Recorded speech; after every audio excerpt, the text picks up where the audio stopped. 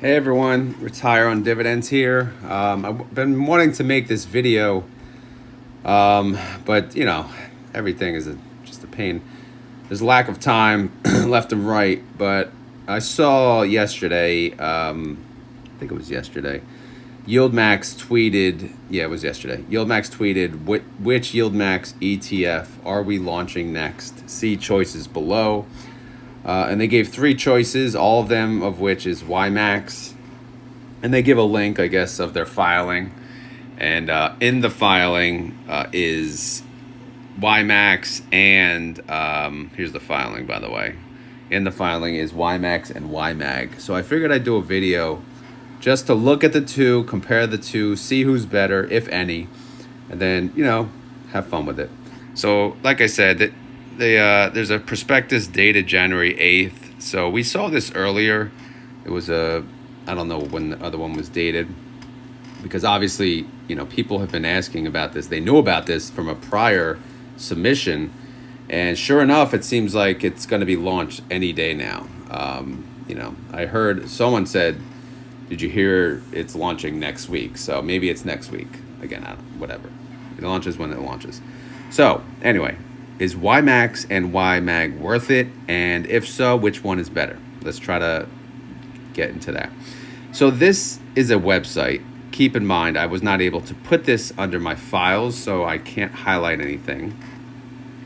I could put the link into my Discord if that helps, but I don't have a file where I actually highlighted, the important information. But, I'll try to make it easy, go through the minimal, and then we'll go from there. So in the beginning, and even now, my perk, not perk, my issue with these funds is double dipping, right? So the idea of these funds is it's simple. It's an ETF of an ETF, right? So they're going to buy various ETFs of their own, right? And they're going to charge you, the same 0.99% that they do, right? And on top of that, there's going to be another fee. And I didn't know what that fee was until yesterday. So here it is. So if we scroll in, all right. So keep in mind, there's a couple fees. There's the acquired fund and fees. That's what they acquire from the other ETFs. And then there's the management fee. So the acquired fee, which we know is 0.99%. And now the management fee for these funds, for YMAX and YMAG, well, I believe they're both the same. I'm sure they are, is 0.29%. So basically, the 0.99% aside, we already kind of agreed to pay that. We're going to pay them 0.29% to buy us, I assume, equally weighted, ETFs of their own fund. So you have to ask yourself, is it worth 0.29% of my total investment for them to buy the funds, or should I just buy it myself? All right. And that was always my issue. I thought it would be a little higher. I thought they'd charge a little higher, at least like 0.5%, but at least 0.29% is not as bad, but it's still, again, it's double dipping. I mean, I know it does take work for them to run these funds, but this fund is a benefit to their own funds. So, in my opinion, they should waive it. I think they should waive it the first year at least. Again, this is my opinion. And by the way, I'm not a financial advisor. This is not financial advice. Please do your own research. All right, so let me try to scroll through the rest of this and see. And keep in mind, guys, I didn't get a chance to really dive deep into this. Unfortunately, going forward, my videos won't be as prepared. Well, they were never really prepared, to be honest, but they'll be like more live, as I research it, I'll be posting the video. Like, this is my research, during the video. But there's just no time in the day, and I do want to get the content out. So, all right. So, so I mean, in summary, until I find something useful here, in summary, YMAX is a fund of all of the funds. YMAG is a fund of the Magnificent Seven. And we can go into what those, I mean, you really just want to know, well, number one, what is the management fee? We know that now, okay? And then what is the fund made of? So I'll show you that if I can ever get to it. And I apologize for making you dizzy. All right, so here's the Magnificent 7 fund of the income. It says 0.29%. So this is the YMAG. And then these are the funds in the YMAG. The funds are Apple, Amazon, Alphabet, Meta, which is Facebook, Microsoft, NVIDIA, and Tesla. I was surprised to see NVIDIA and Tesla because I feel like, well, at least Tesla, it's like a highly shorted stock, but they're always pushing that one down. But Apple, Amazon, Alphabet, yeah, of course. I wonder who's missing here. No, I don't know. Doesn't matter. So in summary, these are like big companies, right? Huge companies. So if you buy any one of these companies, for the most part, you're comfortable, right? They're so big that they're almost untouchable. So the whole point of investing in the YMAG is, I'll say, like, you feel like it's a safer investment. All right, so let's continue. Whatever. Again, we know all of this information from going through the other prospectus, which, by the way, I plan on do a deep dive into the revised prospectus of Tesla once they post it. I'm sure they'll post a new one. All right, so here it again is the Magnificent 7. Okay, we know that.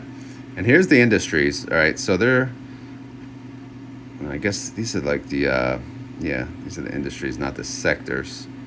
So they're kind of all over the place, which is good. And then it says, where is it? In addition, underlying YieldMax funds, they call it the Universal Fund, which is the YMAX. They're just saying they will also invest in the following. And so YMAX should be investing in the Magnificent 7, and then also everything else: AMD, Coin, Disney, JP Morgan, Netflix, PayPal, Exxon, OARC, Square, AI, and Myrna. Obviously, not those funds directly. They'll invest in the YieldMax version of the ETF. Okay? So, that's pretty much it. Blah, blah, blah.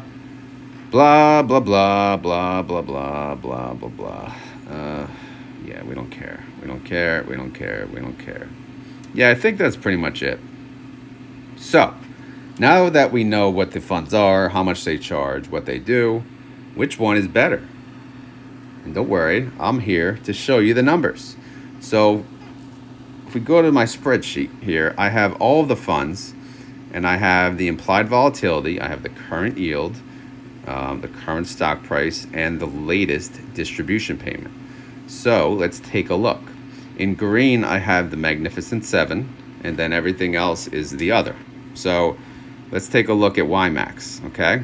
So YMAX, if I take all of the funds and I get an average of all volatility, we would have an implied volatility, a 30-day implied volatility for YMAX of 40%.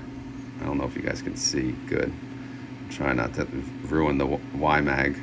But then what about yield? So if I take the average of the current yield, we're looking at 53%, whatever. I'm just going to show them together.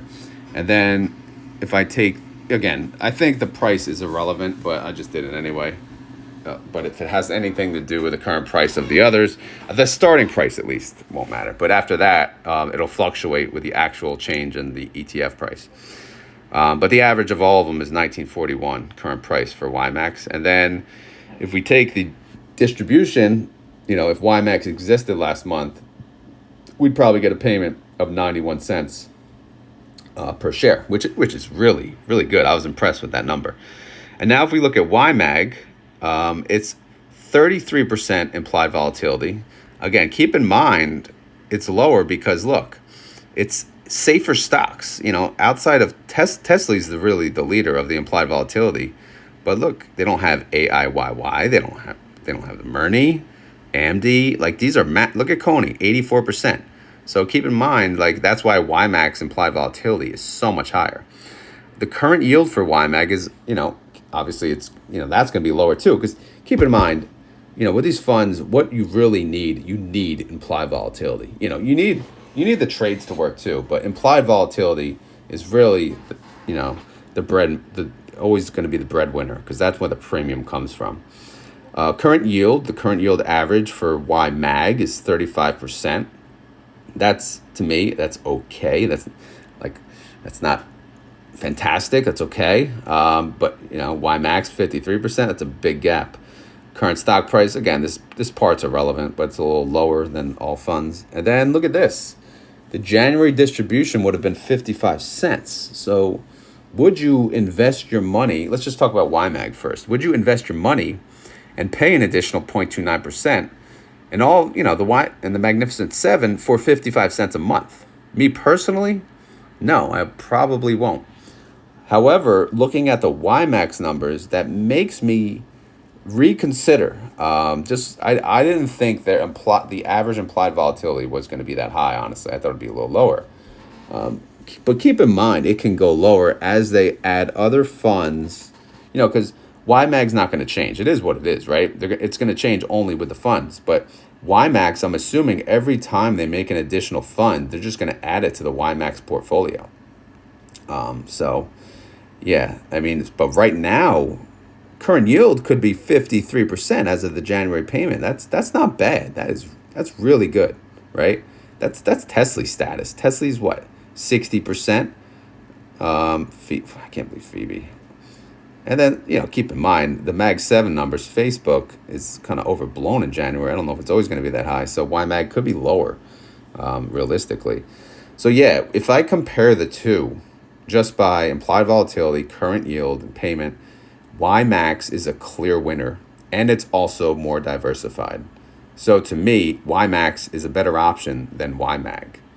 And the only argument otherwise is you think something is complete garbage, as part of the YMAX portfolio versus the YMAG.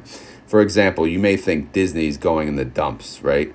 They haven't been doing that good and whatnot. Or you may think Zomo is not worth it because you don't trust oil industry. Or you may hate banks, so JP Morgan you think is, dumpster fire. I don't know. Again, everyone has their own opinion about different things. I'm not judging, but I think YMAX is a clear winner, and it's not even close. Just looking at the numbers, because you're more diversified, and you're going to get a higher payment. This is at least what I think. I don't know. We'll see what happens. And I didn't really dive deep into the prospectus. I didn't watch any other. I know some YouTubers posted some videos on it already too, and I didn't get a chance to watch them either. So this is just me. I had to get something out, so I'm getting it out now. And just give my quick thoughts, especially since they're probably launching this fund next week. I want to give you guys something to look at. So this is it. YMAX probably being released. Could be any day, or it could be next week per, I forget whoever, someone on Reddit, great source, right? I don't know. Maybe they're right. But YMAG, I don't know. YMAG could come out later. So they're probably going to do one at a time, which is, it's a smart. They want to, keep it exciting. They shouldn't release them at the same time. That's like a waste. They should do one and then do another like 2 weeks later or something. Just my thought. So what do you guys think?